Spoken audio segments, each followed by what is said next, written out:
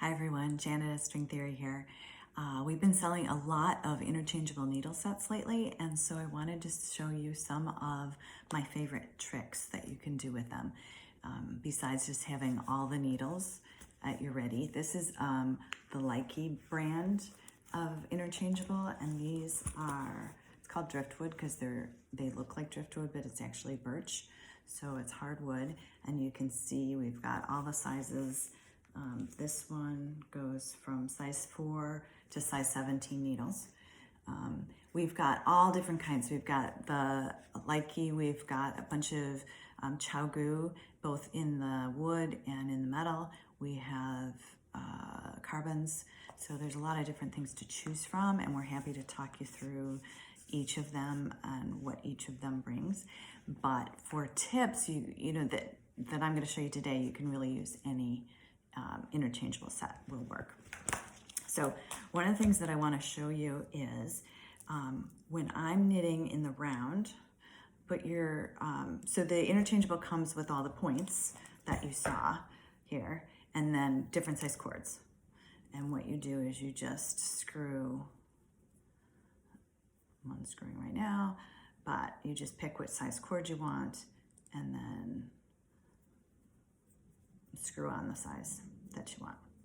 But the thing you can do with interchangeables is that you can't do with regular circular needles is you can have one size needle on one end and another size needle on the other end. And why does that matter? Well, the really cool thing is if you're knitting in the round, you're always knitting with the same needle end. You're always gonna, if I have this in my right hand, I'm always gonna be knitting with this and not with the other needle. So I can have two different sizes. Stitches are always gonna be the same because I'm always making my stitches with the same needle. But if you put a smaller needle on the other end, the stitches just slide over so much easier because the needle's smaller, and so they don't have to get up around this big needle to come off. So I always put a smaller needle on this. You can just slide, makes it super easy. If you're knitting back and forth, if you're using your circular needle, say I'm making a blanket, and I'm knitting, one row and I turn it and I knit back. So I'm really not using these as knitting a tube, but I'm knitting a flat piece.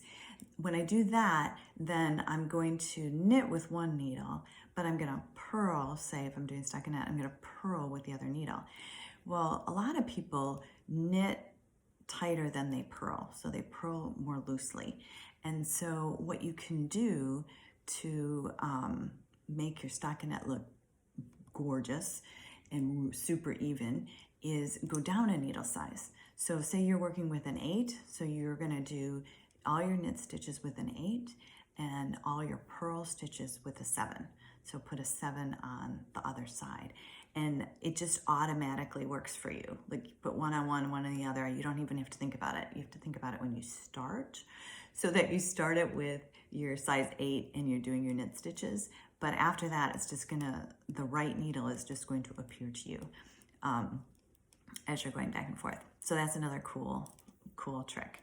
Other things you can do is you can take your extra cords and put a stopper on one end, and then you can take the needle off. So say this is in my knitting work. You can take off one of the needles and you can use, they have joiners. And what you can do is join these together and then draw this. So at this point, oops, didn't quite do that tight enough. So at this point, all your knitting is on this end of the needle.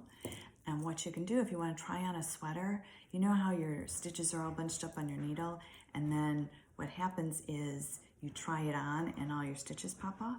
Well, this way you can pull this through, make a nice long piece, try it on, see if it fits, and then just pull it back through, undo the join, and put your needle back on. So it makes it really nice for trying on. You can also, if you're working on something and you decide, oh, I'm gonna put this aside and I'm going to use these needles for something else, you just take the end off and then you put the stoppers on. So there's stoppers in every kit, and you just put the stoppers on, and then you can use your tips with a different cord on a different project. What I do recommend is you put a little tag on it, on the project, and indicate what size needle you were using on that project, because you think you're gonna remember and you're not. So you're gonna go back and you're gonna go, there's no needles on this project. What was I doing? Did I follow the pattern, or did I get gauged with a different needle size? And then you kind of have to guess. So anyway, I would, those are my tips, and I really encourage you to get a set of interchangeable needles if you don't have one. And if you do, I encourage you to try out some of these things, because they're really useful beyond just having all your needles in one place, ready for any kind of swatching or any kind of project that you want to do.